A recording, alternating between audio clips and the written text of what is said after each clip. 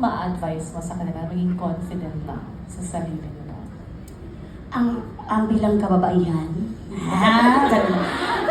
palakasin natin ang ating mga bunganga. Charing na charing. Diba charing ang mga bunganga sa mga asawa?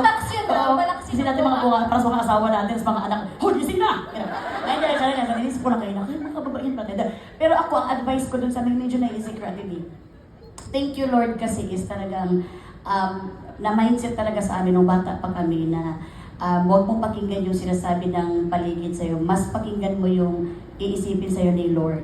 So, kung ikaw, kung may insecure ka, huwag nyo lang dibdibin. Kung maganda naman yung sinasabi niya, di ayusin mo. Baka for your own good naman, sobra ka naman ka-self-pity.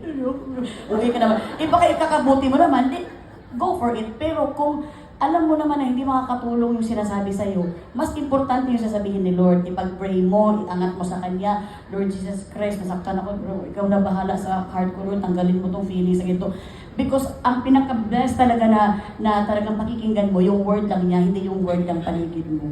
Okay? So yun lang sabi ko sa mga insecure, huwag kayong insecure. Ginawa kayo ni Lord ng kagaya niya, ha?